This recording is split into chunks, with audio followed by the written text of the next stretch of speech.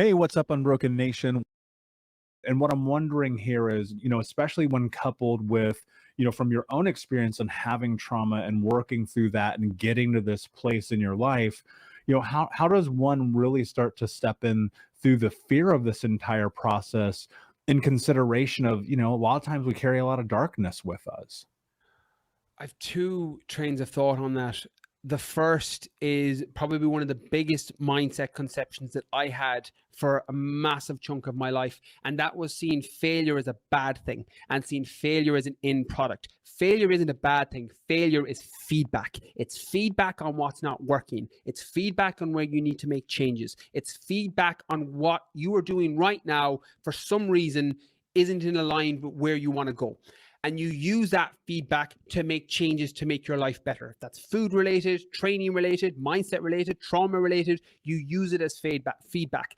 My biggest mistake with failure, and a misconception I held, I'm not sure if you had this as well, Michael, was I would attach to the label failure and didn't realize that failure was a thing that happened. I put my self-worth and my attachment of self to failure. So my language for that was, I'm a fucking failure. Like, if I did something that wasn't to my expectation, I'm like, I'm a fucking failure. I did it again. Not realizing that failure is this external thing that happens based on the actions you've taken, and it's not who you are. And I had to disconnect and disassociate from those two things and realize that it's just failure is this thing that happens as a result of some of the actions that I've taken. So once I was able to separate that, which isn't applicable for everybody, but it was for me, then it was about realizing that failure is actually really helpful. And as an entrepreneur, you know this. Failure is feedback. You can make changes based on failure. Every failed relationship, every failed business adventure. It took me 3 attempts to get my business off the ground. I made 3 attempts, Michael, before I eventually got it off the ground because I kept fucking up. I kept making stupid mistakes. Like, one of the things I did, which was, when I look back in hindsight, in 2012, I was working as a teacher, an elementary school teacher during the day and a personal trainer at nighttime. And when I tried to make that transition over to make a full-time living as a personal trainer, I rented out a gym, I think £670 at the time, on top of my rent. I didn't have a lot of money because you don't make a lot of money as an elementary school teacher in London.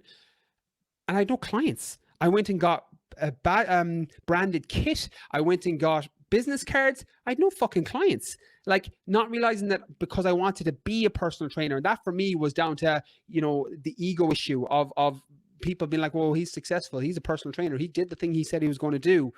And I just wanted to look the part. And as a result, I fucking got broke. Like, I had to, the only time in my entire life, Michael, I know we've had different experiences. Again, first world problem on my side, that it was the only time in my life when my bank account was zero. I broke college student, didn't have loads of money growing up, didn't have loads of money as a teacher, but I always had something in my account. But that was the time it went to zero, and I had to go down the back of my couch in London to look for pennies so that I could get the bus to go to the bank so I could take out a loan to pay my rent that month.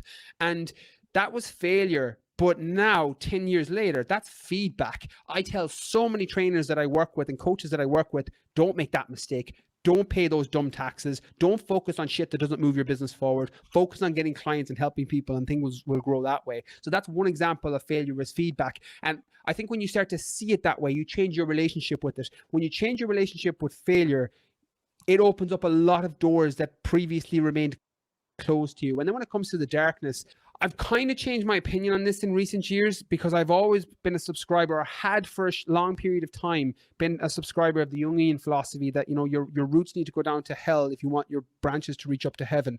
And feeding that dark side, like, it's not a coincidence that I was able to make myself sick with leg workouts before a bodybuilding show. It's not a coincidence that I was able to run 6 back-to-back marathons in the Sahara or run through the Arctic. In the Arctic, I tore my Achilles 86 kilometers from the end, and I ran the last 86 kilometers.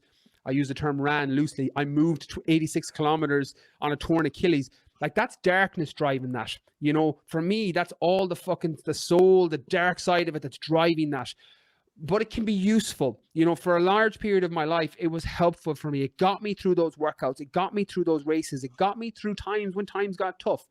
But I also don't want to fucking live in that day to day. I don't want to be walking around playing with my daughter and playing, Elsa and Anna and playing Frozen and dolls and being like having this fucking darkness over me. I want to make sure that that's a tool that I have and a part of my personality I can check in with if I need it when times get tough, because I quite like it. Don't get me wrong. It's like, you know, the Incredible Hulk.